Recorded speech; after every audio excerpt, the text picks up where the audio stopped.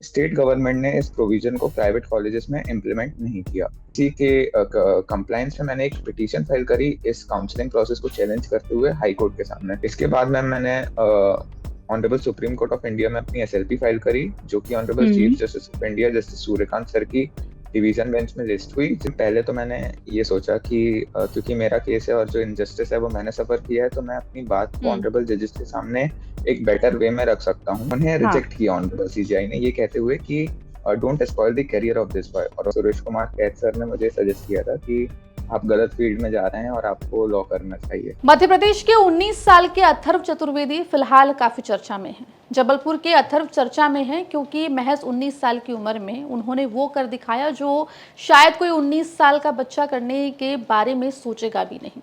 अपना केस लड़ा है, अपने केस की पैरवी खुद की है, वो भी किसी आम कोर्ट में नहीं बल्कि देश के सर्वोच्च न्यायालय यानी कि सुप्रीम कोर्ट में।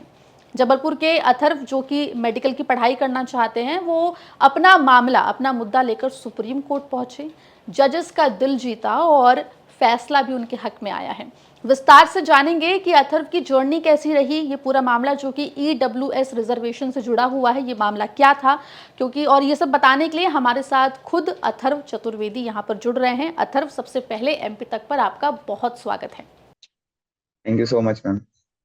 जी, तो मैं सवाल जवाब का सिलसिला शुरू करूं उससे पहले जो मैं दर्शकों को एक बार फिर से बता दूं कि प्राइवेट मेडिकल कॉलेजेस में ईडब्ल्यूएस कोटे से एडमिशन जो है वो अथर्व का नहीं हो रहा था और इसी के चलते वो इस पूरे मामले को लेकर पहले मध्य प्रदेश हाई कोर्ट गए, उसके बाद वो सुप्रीम कोर्ट गए और सुप्रीम कोर्ट से उन्हें जो है जीत भी हासिल हुई है। अथर्व की चर्चा इसलिए है क्योंकि 19 साल की उम्र में उन्होंने अपना केस खुद लड़ा है, किसी वकील से मदद नहीं ली। तो अथर्व, सबसे पहले तो हम ये जानना चाहेंगे कि आप फिलहाल करते क्या हैं? आपने आखिर ये पूरा मामला क्या था? क्या ज़रूरत पड़ गई आपको कोर्ट जाने की? मैम मैं एक स्टूडेंट हूँ। मैंने 2023 में 12th पास की थी। मेरा हुँ, सब्जेक्ट पीसीएम भी था और उसमें मेरे 85% थे। उसी के साथ मैंने जेडबलई मेंस और जेडबलई एडवांस्ड क्वालिफाई किया था और साथ ही मैंने नीट भी क्वालिफाई किया था। पर क्योंकि मेरा एम मेडिकल था, इसलिए मैंने नीट में फोकस किया। और क्योंकि मैं एक ईडब्ल्यूएस कैटेगरी का स्टूडेंट हूँ और मध्य प्रदेश में स्कॉलरशिप के लिए भी एलिजिबल हूँ, तो हाँ, मुझे काउंसलिंग के दौरान ये पता चला कि मेरी EWS category rank private college के लिए 134 है और हुँ, प्राइवेट कॉलेज में as per 10% reservation provision 187 seats reserve होनी थी। पर स्टेट गवर्नमेंट ने इस प्रोविजन को प्राइवेट कॉलेजेस में इम्प्लीमेंट नहीं किया, हुँ, जबकि 2019 में सेंट्रल गवर्नमेंट जो है उसने 103rd अमेंडमेंट किया था, जिसके थ्रू आर्टिकल 15(6) को इंसर्ट किया गया, जिसके थ्रू ईडब्ल्यूएस के बच्चों को रिजर्वेशन दिया जाता है गवर्नमेंट कॉलेज में और साथ ही साथ इसे प्राइवेट कॉलेज में भी देना था। इसके बाद हुँ, 2022 में ऑनरेबल सुप्रीम कोर्ट की कॉन्स्टिट्यूशन बेंच ने इस ऑर्डर को और इस अमेंडमेंट को अपहेल्ड किया और ये कहा कि every private institution is bound to provide reservation to EWS under hmm, 103rd amendment. तो इसी के कंप्लायंस में मैंने एक पिटीशन फाइल करी इस काउंसलिंग प्रोसेस को चैलेंज करते हुए हाई कोर्ट के सामने, जिसमें हुँ, ऑनरेबल हाई कोर्ट ने honourable chief justice of Madhya Pradesh justice Suresh Kumar cath sir और honourable justice Vivek Jain sir की डिवीजन बेंच ने ये ऑर्डर पास किया कि विद इन 1 ईयर सारे प्राइवेट मेडिकल कॉलेजेस में ईडब्ल्यूएस के हुँ, बच्चों को रिजर्वेशन दिया जाएगा। नेक्स्ट ईयर इस ऑर्डर का कंप्लायंस नहीं हुआ 1 ईयर की डेडलाइन होने के बाद भी, और मेरी हुँ, रैंक नेक्स्ट ईयर भी 164 थी अगेंस्ट 237 सीट्स। तो जब मैं ओके, फिर से इसी सेम इनजस्टिस को सफर किया तो मैंने इसके अगेंस्ट हाई कोर्ट में एक और पिटीशन फाइल करी, जो कि पहले ऑर्डर के कंप्लायंस के लिए थी, जो कि हुँ, ऑनरेबल हाई कोर्ट ने डिसमिस कर दी, ये कहते हुए कि ये इश्यूज पहले की पिटीशन में रेज हो चुके हैं और अब हाई कोर्ट इन्हें फिर से नहीं सुन सकता। इसके बाद मैंने honourable supreme court of India में अपनी एसएलपी फाइल करी, जो कि honourable chief hmm. Justice of India justice Suryakant sir की डिवीजन बेंच में लिस्ट हुई, जिस पर honourable chief justice of India honourable justice Suryakant ने ये ऑर्डर पास किया मुझे एडमिशन देने के लिए। ओके। अथर्व, देखिए, ईडब्ल्यूएस से जुड़ी जो बातें आपने कही, मेरे हिसाब से ऐसे बहुत सारे मध्य प्रदेश ही नहीं बल्कि पूरे देश के स्टूडेंट्स होंगे जो नीट में कोई रैंक लेकर आए हों और वो प्राइवेट कॉलेजेस में इतनी रैंक होल्ड करते हों कि उनको ईडब्ल्यूएस कैटेगरी के अंतर्गत उन्हें एडमिशन मिल जाए।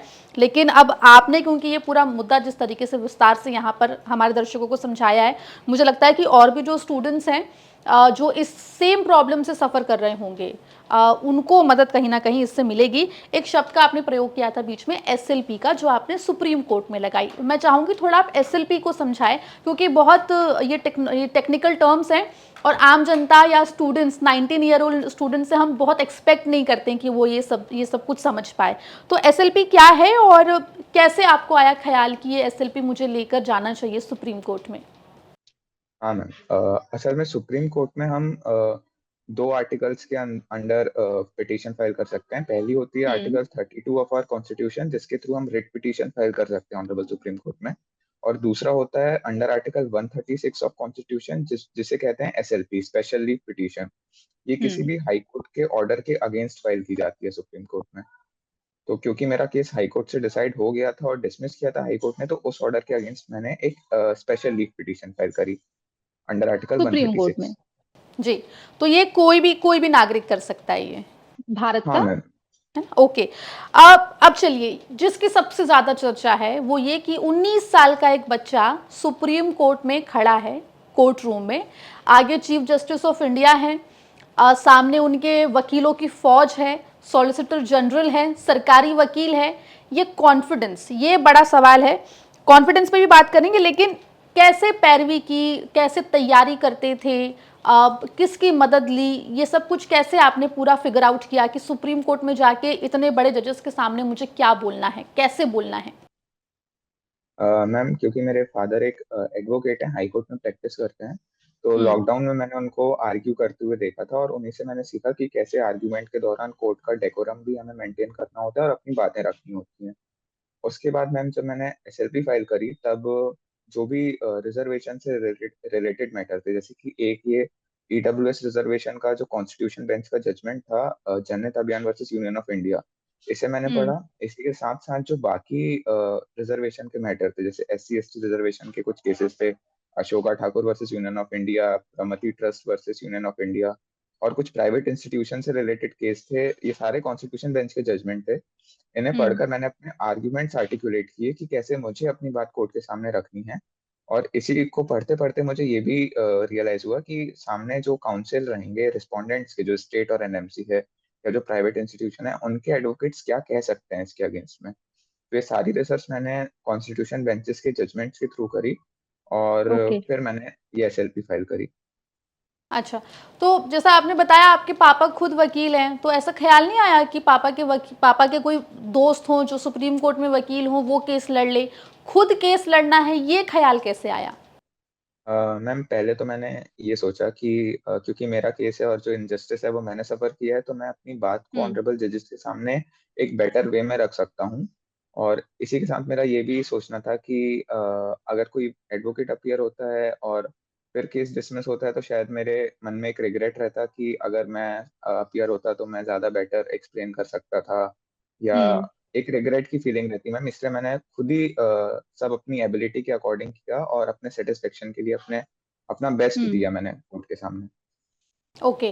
तो ये बताइए अथर्व, जब सुप्रीम कोर्ट में पहला दिन था और सामने चीफ जस्टिस ऑफ इंडिया मौजूद थे और आप वहां पर कोर्ट रूम में रहे होंगे, डर नहीं लगा था पहली बार कि कुछ गलत ना बोल दूं, या किसी भी टाइप का डर, थोड़ा सा कुछ एक हेजिटेशन रहा हो या ऐसा कुछ? मैम, मैं वीडियो कॉल के थ्रू अपीयर हुआ था जबलपुर से honourable chief hmm. Justice of India की कोर्ट में।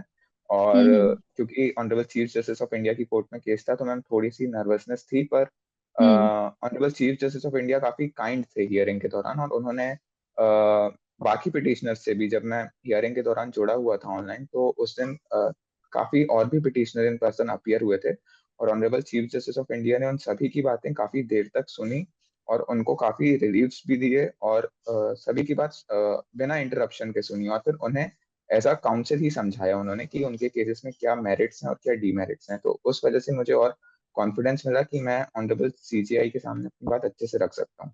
और पहली हियरिंग ओके। पर फिर ऑनरेबल सीजेआई ने नोटिस इश्यू किए थे। अच्छा, मैं थोड़ा पढ़ रही थी आपके केस के बारे में, तो मैंने ये पढ़ा कि आपने चीफ जस्टिस के सामने अपनी जो दलील समझाई, जो पैरवी आपने की, वो 10 मिनट्स में आपने कंप्लीट कर ली थी। Is it true? No ma'am, वो जो भी न्यूज़ चैनल्स ने स्टार्टिंग की थी उस न्यूज़ की, वो एक गलत न्यूज़ है, क्योंकि ऐसा नहीं हुआ था मैम। असल में जो हम्म। 4:15 हो चुके थे उस दिन 10 फरवरी को, और honourable hmm, hmm. Chief justice of India, honourable justice Bagchi and honourable justice Anjaria की बेंच उठ चुकी थी। वो सारे कंपेनियन जजेस खड़े हो चुके थे। उसके बाद मैं ओके। क्योंकि ऑनलाइन जुड़ा हुआ था, तो मैंने अपने मैटर को मेंशन किया और मैंने कहा हुँ, कि my Lord's, may I mention my serial number, जिस पर ऑनरेबल सीजेआई रुके। उन्होंने हुँ। ऑनरेबल सीजेआई भी रुके और ऑनरेबल कंपेनियन जजेस भी रुके और उसके बाद उन्होंने 5 टू 7 मिनट्स में ये ऑर्डर प्रोनाउंस किया। और बाकी जो रिस्पोंडेंट के एडवोकेट्स के ऑब्जेक्शंस हुँ। थे, उनको सुना और उन्हें हाँ। रिजेक्ट किया ऑनरेबल सीजेआई ने, ये कहते हुए कि don't spoil the career of this boy. और उन्होंने ये भी कहा कि किसी भी प्रोसीजरल इरेगुलरिटीज की वजह से किसी भी बच्चे का, किसी भी व्यक्ति का करियर खराब नहीं होना चाहिए। और इस सारी चीज में मैम 10 मिनट लगे थे, ना कि मेरे आर्गुमेंट में। वो एक गलत अच्छा, न्यूज़ ओके। थी। तो लेकिन ये कह सकते हैं हम कि आपकी बात जो है वो कहीं न कहीं जो है सुनी गई और काफ़ी कम स्पैन ऑफ टाइम में आपकी बात जो है वो सुन ली गई चीफ जस्टिस के द्वारा, सुप्रीम कोर्ट के द्वारा। अब ये भी मैं पढ़ रही थी कि किसी जज ने आपसे कहा कि आपको तो वकील बनना चाहिए, ऐसा कुछ भी हुआ था? और कुछ ऐसा कोई लाइटर मोमेंट रहा हो आपका कोर्ट की प्रोसीडिंग के दौरान का? जी ma'am, honourable chief justice of Madhya Pradesh justice Suresh Kumar cath sir ने मुझे सजेस्ट किया था कि आप गलत फील्ड में जा रहे हैं और आपको लॉ करना चाहिए। और उसके बाद हुँ। अभी जब सेकंड रिट पिटीशन मैंने फाइल करी थी, तब present honourable chief justice justice Sanjeev Sachdeva sir ने भी ये सजेस्ट किया था that you should be a lawyer and we need more such talented lawyers in our bar. तो सोचा मेडिकल से लॉ की तरफ कुछ रुझान हो रहा है बिकॉज़ दो-दो जगह पे आपने अपनी खुद की पैरवी कर ली है।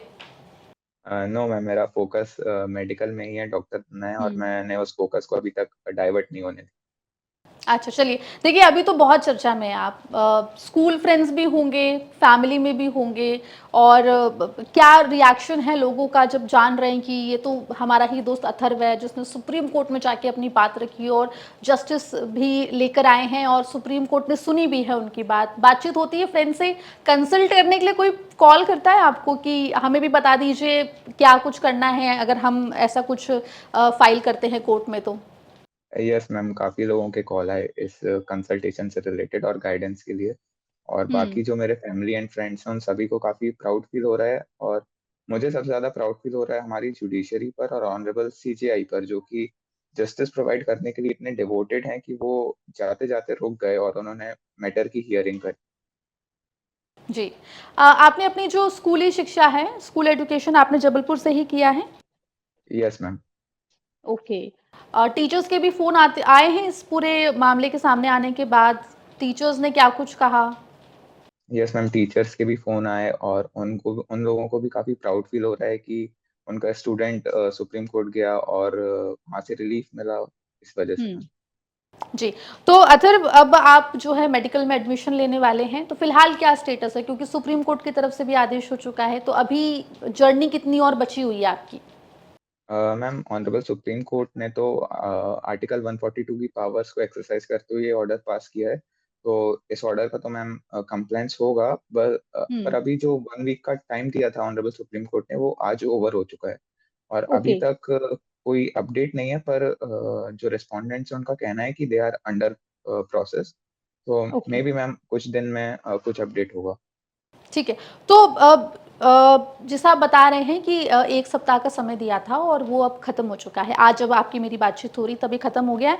अगर आने वाले कुछ वक़्त में जो भी आदेश दिया गया है वो अगर नहीं कंप्लायंस नहीं होता है, तो ऐसे में फिर आगे आपने कोई स्ट्रैटेजी बना के रखी है इस पूरे मामले में और कुछ करेंगे आप? मैम, अभी तो मैंने इस बारे में नहीं सोचा है, क्योंकि हुँ। Honourable chief justice of India का ऑर्डर है ये, और वो भी एक स्पेशल आर्टिकल की पावर्स को एक्सरसाइज करते हुए पास किया गया है। तो मुझे ऐसा नहीं लगता कि इस ऑर्डर का कंप्लायंस नहीं करेंगे रिस्पोंडेंट।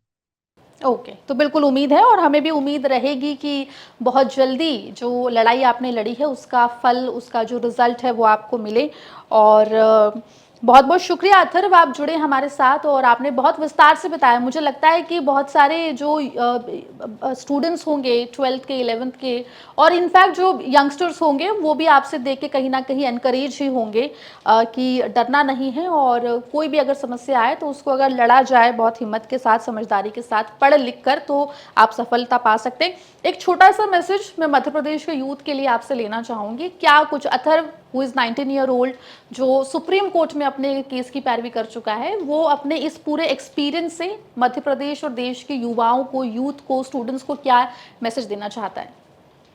मैम मैं यही कहूँगा सभी को कि हमें हमेशा मेहनत करते रहना चाहिए और हार नहीं मानना चाहिए, क्योंकि मेहनत का आउटपुट आउटपुट और एक फ्रूटफुल रिजल्ट हमें ज़रूर मिलता है। एक मैम काफ़ी अच्छा क्योट है जो कि मैंने पढ़ा था प्रिपरेशन के दौरान अपनी, हुँ। कि there are decades where nothing happens and then there are weeks where decades happen. तो हमें अपनी पूरी मेहनत करनी चाहिए और कभी ना कभी हमें अपनी मेहनत का आउटपुट ज़रूर मिलेगा। जी, जो कोट आपने कहा मैं उसको एक बार हिंदी में ट्रांसलेट करके अपने दर्शकों को बता दूँ कि अथर्व ने कहा कि सदियाँ होती हैं जब कुछ नहीं होता और कई बार कुछ हफ्तों में ऐसा कुछ हो जाता है जो किसी सदी के बराबर होता है। बहुत शुक्रिया अथर्व आपका, आप जुड़े हमारे साथ, आपने अपनी पूरी जर्नी के बारे में हमें डिटेल में बताया। मुझे लगता है कि आपको देख के और भी जो स्टूडेंट्स हैं वो इंस्पायर होंगे और ये जो पूरा मामला ईडब्ल्यूएस रिजर्वेशन का आप लेकर गए थे, प्राइवेट इंस्टीट्यूट्स में, ऑर्गेनाइजेशंस में वो लागू हो रहा है, नहीं हो रहा है, ये जो पूरी प्रॉब्लम थी, मुझे लगता है कि वो सॉल्व होगी और इसका फ़ायदा आने वाली जनरेशन को भी मिलता हुआ दिखाई देगा। बहुत-बहुत शुक्रिया अथर्व हमारे साथ जुड़ने के लिए। Thank you so much ma'am.